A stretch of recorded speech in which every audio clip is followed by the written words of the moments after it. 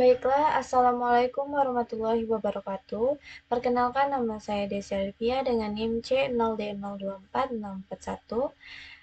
Nah, di sini saya akan membawakan materi tentang pemotongan PPh pasal 26. Nah, masuk ke pendahuluan, kita bahas latar belakang dari penyampaian materi ini, yaitu yang pertama, transaksi ekonomi internasional yang semakin meningkat mengakibatkan banyaknya penghasilan dari Indonesia yang diterima pihak asing. Yang kedua, negara memiliki hak mengenakan pajak atas penghasilan tersebut berdasarkan asas sumber.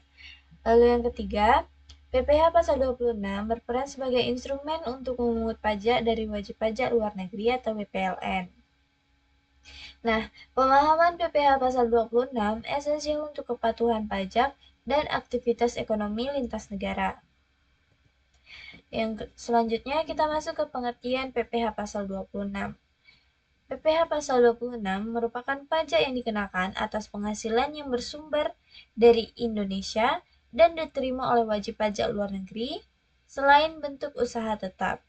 Ketentuan ini mengikuti asas sumber atau source principle, di mana pajak dikenakan saat penghasilan timbul dari aktivitas ekonomi dalam negeri. Kita masuk ke dasar hukum PPh pasal 26. Yang pertama yaitu ada Undang-Undang Nomor 36 Tahun 2008 tentang UU PPh. Yang kedua itu ada Undang-Undang Nomor 7 Tahun 2021 tentang harmonisasi peraturan perpajakan. Yang ketiga ada PMK nomor 141 PMK 03 2015. Yang keempat ada Per 25 PJ 2018 tentang penerapan P3B. Nah, yang terakhir ada Perjanjian Penghindaran Pajak Berganda atau P3B, yang biasa dikenal dengan Tax Treaty. Kita masuk ke pembahasan yang pertama, yaitu mengenai subjek PPh pasal 26. Yang pertama yaitu ada orang pribadi luar negeri, yaitu individu yang tinggal di Indonesia atau berada di Indonesia tidak lebih dari 183 hari atau dalam 12 bulan, namun menerima penghasilan. Yang kedua, badan usaha luar negeri, yaitu badan yang tidak didirikan atau tidak berkedudukan di Indonesia, namun memperoleh penghasilan dari Indonesia. Yang terakhir ada bentuk usaha tetap atau BUT, dikenakan PPh 26 hanya jika penghasilan tidak terkait langsung dengan kegiatan usaha BUT, misalnya bunga deposito, dividen. Kita masuk ke objek PPh pasal 26. Yang pertama yaitu ada dividen, berupa penghasilan yang diterima pemegang saham luar negeri dari perusahaan Indonesia. Yang kedua ada bunga, yaitu termasuk bunga pinjaman, bunga deposito, imbal hasil obligasi, dan bunga trade finance. Yang ketiga ada royalti, yaitu penghasilan dari penggunaan hak cipta, paten, merek dagang, software, film, dan lisensi lainnya. Yang keempat ada sewa penghasilan dari penyewaan harta seperti alat berat, kapal, alat teknologi, properti, dan lainnya. Lalu ada objek yang keenam yaitu imbalan jasa, termasuk jasa teknis, jasa manajemen, jasa konsultasi, jasa profesional, dan layanan digital. Yang ketujuh, hadiah dan penghargaan, yaitu berupa hadiah kompetisi, penghargaan prestasi profesional, dan sejenisnya.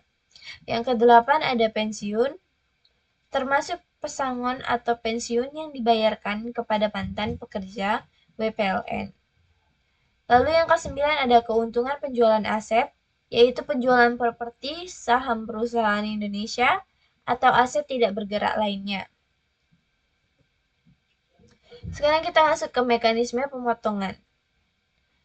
Yang pertama, mekanisme pemotongannya yaitu dilakukan oleh pihak pemberi penghasilan atau withholding agent. Nah, kapan sih dilakukan pemotongan ini? Yaitu saat dibayarkan, disediakan atau diakui sebagai biaya. Lalu yang kedua ada penyetoran. Dilakukan oleh pemotong pajak melalui sistem e-billing dengan batas waktu paling lambat tanggal 10 bulan berikutnya.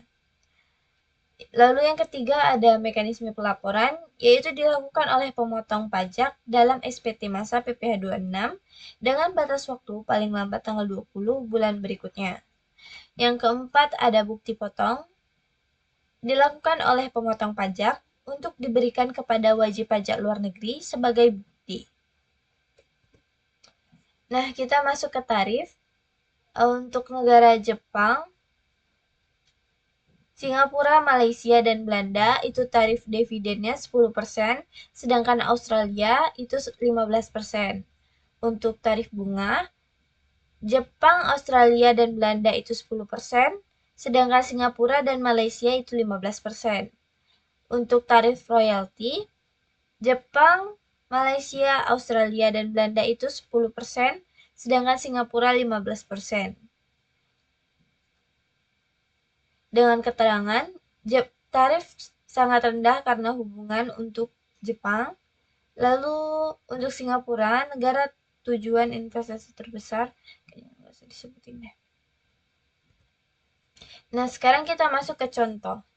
Contoh pertama yaitu tanpa P3B atas jasa teknik Korea Selatan. Atas jasa teknik Korea Selatan. Dengan penghasilan bruto 1.836 juta rupiah, PPh pasal 26-nya sama dengan 20% dikali 1.836 juta rupiah sama dengan 367.200.000 rupiah. Nah, untuk contoh yang kedua yaitu dengan P3B atas sewa alat berat Thailand. Dengan penghasilan bruto sebesar 1.350 juta rupiah dengan tarif P3B-nya 10%, maka PPh 26-nya sama dengan 10% dikali 1.350 juta rupiah sama dengan 135 juta rupiah. Nah, kita masuk ke kesimpulannya. PPh pasal 26 ini adalah pajak atas penghasilan wajib pajak luar negeri dari Indonesia atas asas sumber. Yang kedua, tarif umumnya adalah 20% dari bruto, namun dapat turun menggunakan P3B dengan syarat Certificate of Domicile. Nah, yang ketiga, penting untuk mematuhi alur potong setor lapor untuk menghindari sanksi. Baiklah, sepertinya itu saja yang dapat saya sampaikan. Terima kasih. Wassalamualaikum warahmatullahi wabarakatuh.